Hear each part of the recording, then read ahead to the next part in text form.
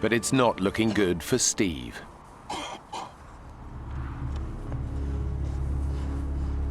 Night is beginning to fall, and in these temperatures, Steve knows he'll be lucky to survive the hours ahead.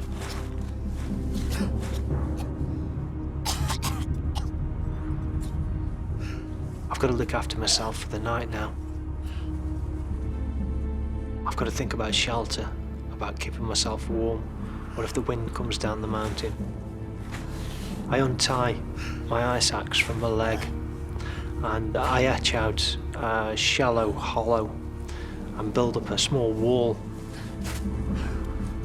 It's enough to keep any wind off. I need to make sure that I stay awake when it's dark. If I don't stay awake, I die.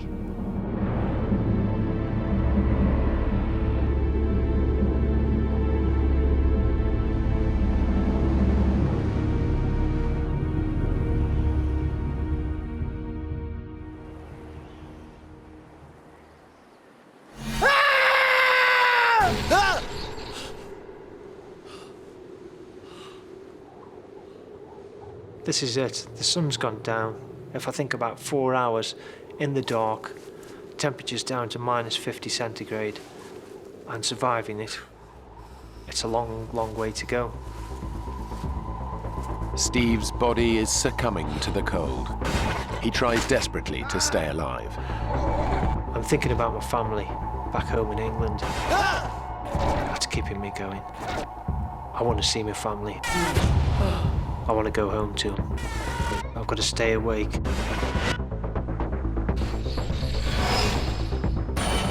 I'm messing with my leg. Putting my goggles over my eyes so my eyes don't freeze. Even tapping my leg to stimulate some pain so that it keeps me awake.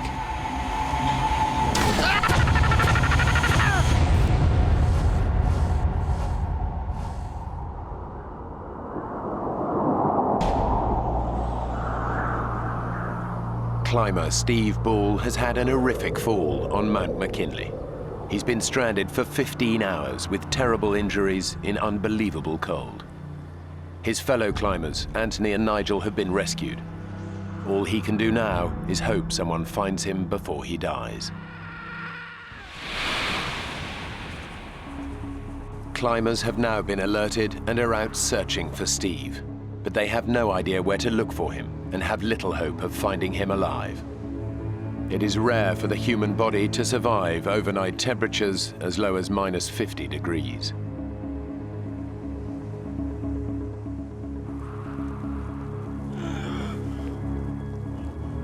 I can't feel my feet anymore. My nose is cold. I don't want to take my fingers out of my pockets. I just want to stay huddled up. I haven't got a lot left. I'm starting to lose it. Steve's lost all hope of being saved. He hasn't made it to the path. All he can do is wait for death.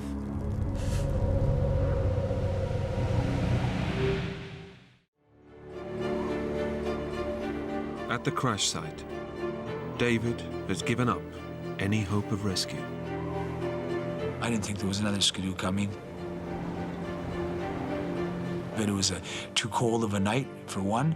Very, very blowy. The trails were so bad.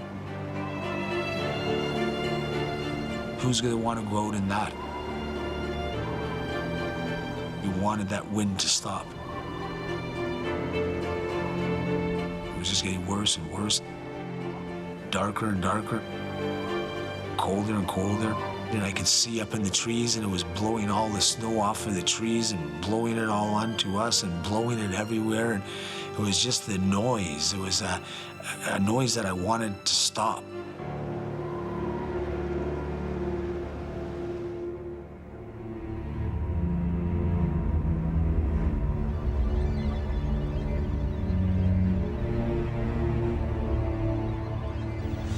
Although badly injured himself, David is more worried about his daughter.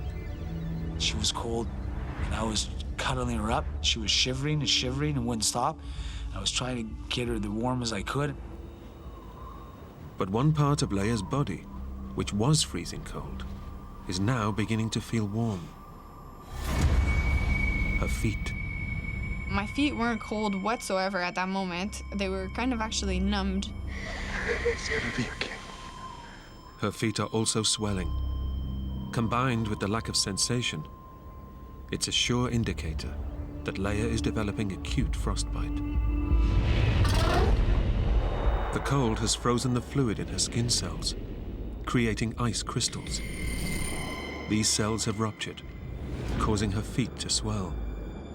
Now, the blood supply is not reaching the damaged skin, and the nerves in her toes are slowly dying. Every 15, 20 minutes, I'd just be patting on her side, and I'd see that she'd move. I didn't want to wake her up, but I wanted to make sure she was always alive.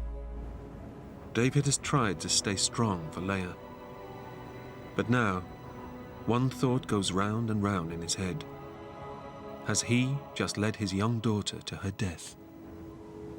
I felt guilty because I brought her there. It was a living nightmare for her. There's no way that Leia deserved this. So if there was anything that I could do for this to turn around and be different, I would do that in a flash. But I can't.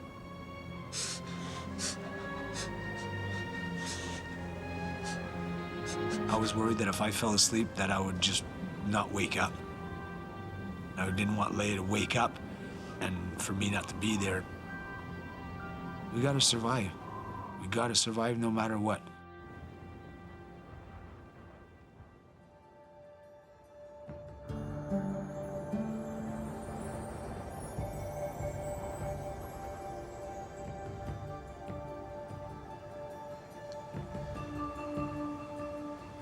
I was very, very relieved that the sun was coming up.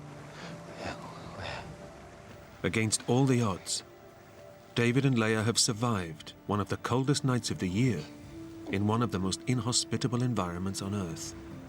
We did it and we survived, and I just thank God for watching over us, you know. But when Leia goes to get up, there's a shock for both of them. My feet. Holy jeez.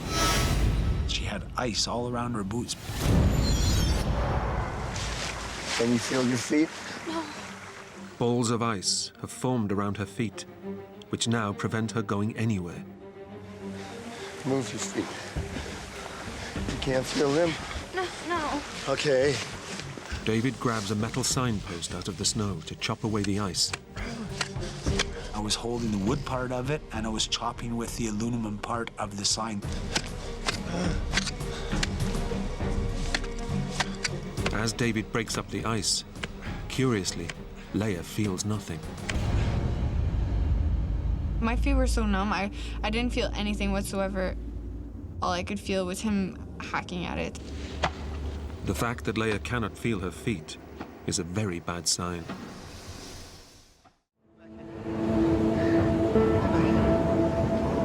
As dusk falls, Rachel and Jeremy face another horrific night on the mountain.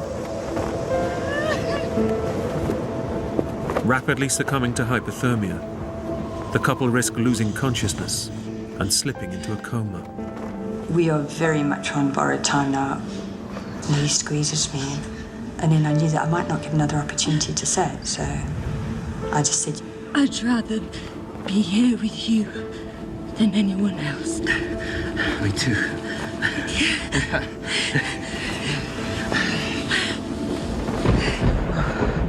it's horrible because we're not going to make another night. So we write a message to Avery. We wanted them to know that if we were not evacuated within the next 12 hours, we would most certainly die.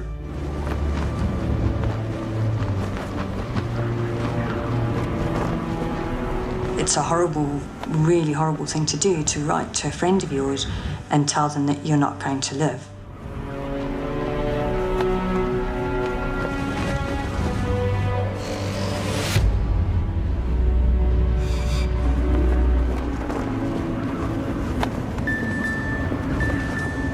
It feels like there's no time at all, and then there's a reply, and I feel sick when I see what he's writing back to me. And he says, "Shall I call your family?"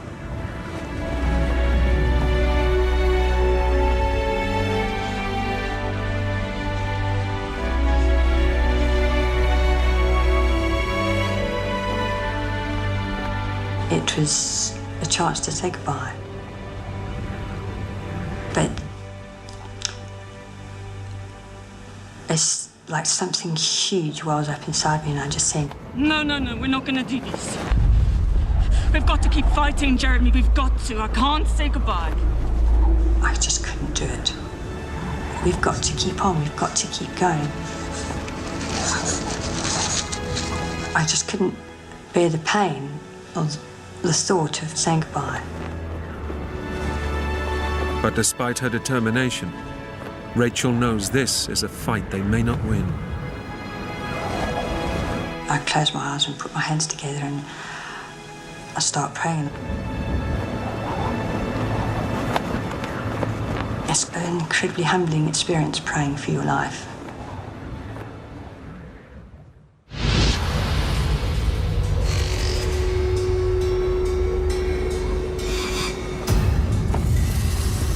I was vaguely aware of it getting light, but it was almost like it didn't matter anymore because I couldn't function anyway.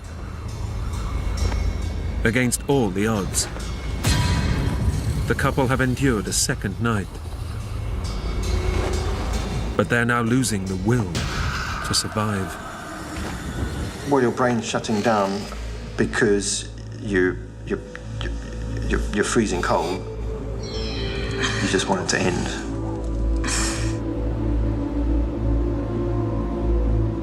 And then it just suddenly became apparent to both of us that the wind was dying down.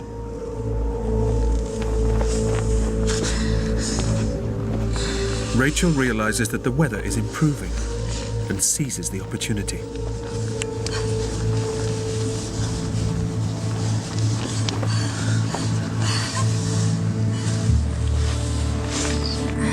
I turned the phone on and I called the rescue team, and amazingly, when I dial this number, we get straight through. Hello, surreal this is Swiss Rescue. Hello. I said, Rachel here. which I knew was my voice, but I didn't know what was coming out of it. It was like being drugged. Hello, Rachel. And I heard this really ecstatic sound on the end of the phone, almost like someone who incredibly surprised. They couldn't believe that we were actually alive. Okay, we're going to send... They tell us that they're going to make a rescue attempt at 7 o'clock. But I don't want to get too excited. Jeremy and Rachel know this rescue attempt is their last chance.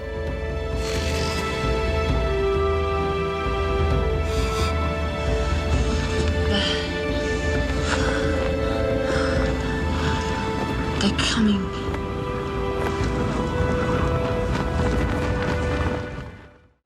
What the hell are we on?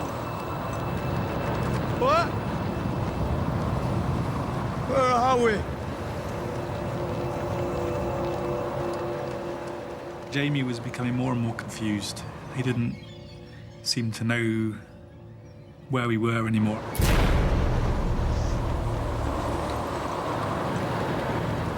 Jamie Fisher is becoming delirious.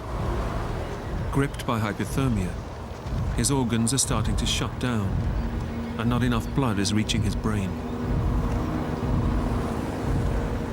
Come on, Jamie. You know where we are, Jamie.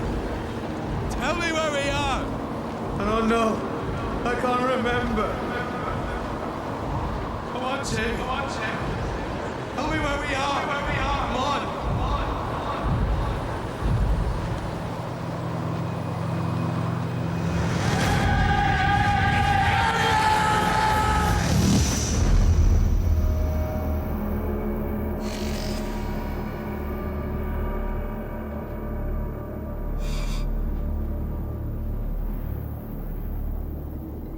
My only real memories of that day are just of desperation.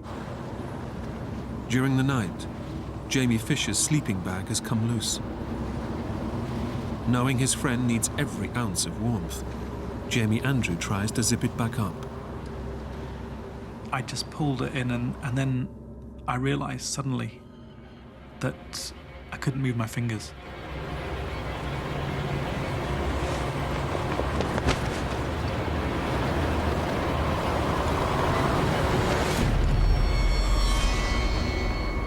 In an instant, both hands had just frozen, solid.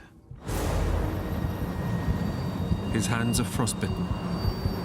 His blood and tissue have turned to ice and are irreparably damaged. And I remember just, in a futile kind of way, just knocking my two hands together and listening to them as they just went thunk, thunk, thunk. My hands were like pieces of frozen meat.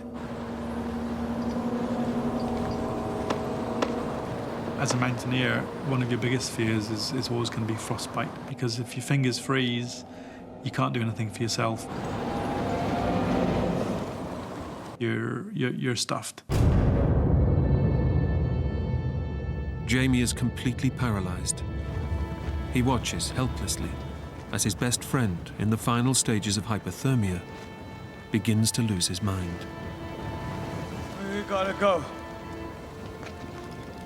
I gotta go. We gotta go. We gotta go. What are you doing? We gotta go. Jamie! And Jamie really became quite delirious and was just sort of thrashing about all over the place. Jamie, what are you doing? I gotta go!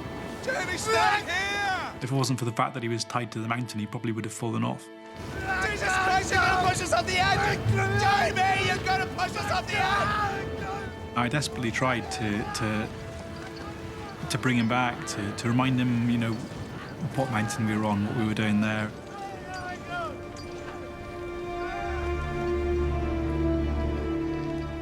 I soon realised that this hypothermia was taking him. And there was nothing I could do to stop it. After 5 days, battling to stay alive on the mountain, the two climbers are now just hours from death.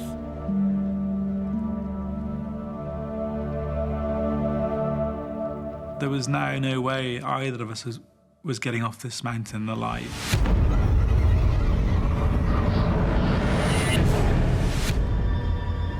His hands and feet now solid blocks of ice.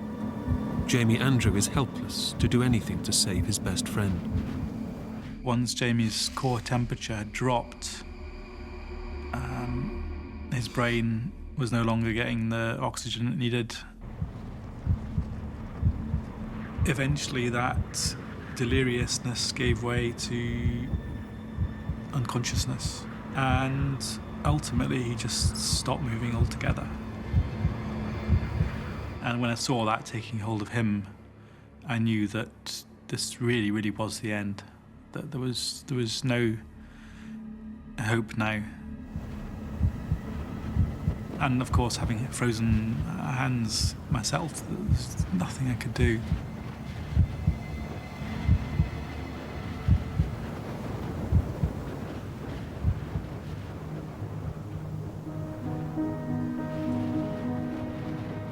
In the end, it was Jamie who went first, and I had to witness that.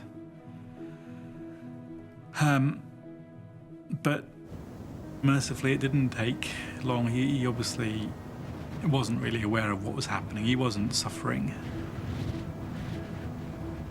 And I remember sitting there realizing that this was the end. That it was the end for Jamie. It was the end for me too, that there was now no way either of us was getting off this mountain alive.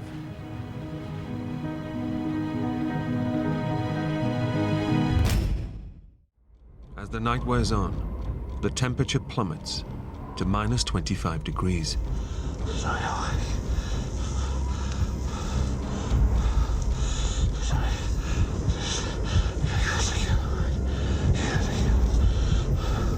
It was so cold.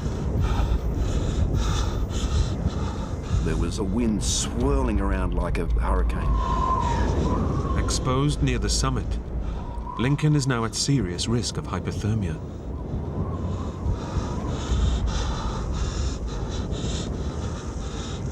If he falls asleep, he will drift back into a coma and quickly freeze to death.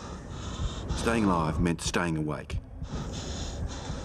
I kept telling myself, just stay awake.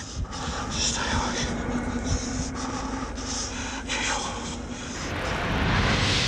My mind was ready just to drift off into nothingness, into the warmth of imminent hypothermia. But I just couldn't let that happen. So I rocked my body in a sort of circular motion. As the hours go by and the temperature drops further, Lincoln doubts he'll make it through the night. My family's back home, and there's this aura of death.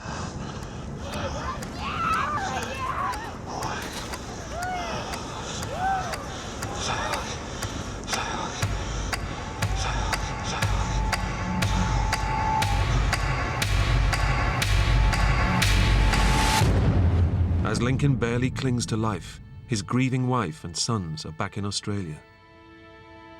Eventually, I fell asleep, and I had a dream that I could see Lincoln walking towards me very, very clearly.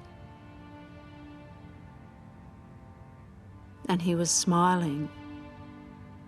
And it was such a lovely vision. I just woke up full of joy that he was coming back. And then the awful truth hit me. I just felt incredibly cold and numb.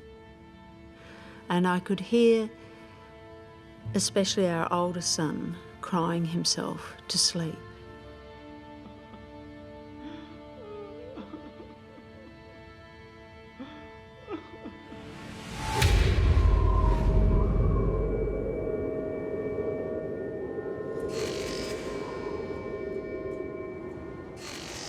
By the early hours, Lincoln is losing the battle to stay alive. I was so cold. I couldn't feel a thing. And then I realized, with horror, what I wasn't feeling.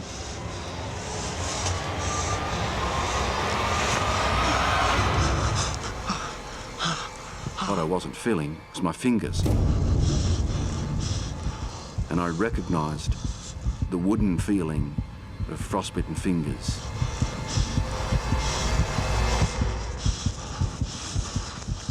My fingers were frozen solid. But frostbite is not the only sign that hypothermia has now taken a deadly hold. I felt too hot, and I began undressing. Feeling too hot is a symptom of advanced hypothermia and a sign that Lincoln is close to death. It was the beginning of the end.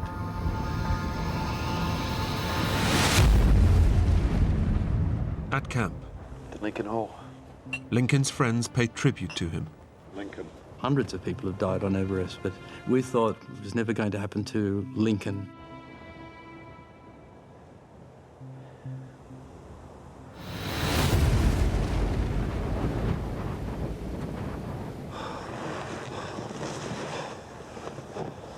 I had an hallucination where I was wearing a really warm and comforting cloak. But that cloak was the warmth and the welcoming of my imminent death.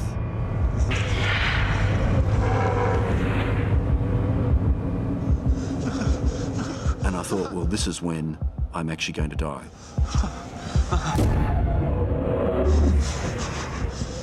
And then I had horrible, horrible recognition of the fact that I would not ever see my family again.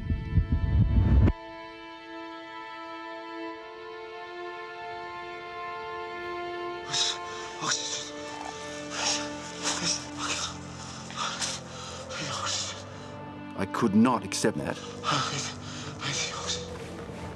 Because if I died, my family would be destroyed. I love you, Barbara. Love was the overriding emotion. I couldn't wear the cloak of death. I had to find a way out. I had to come back to my family.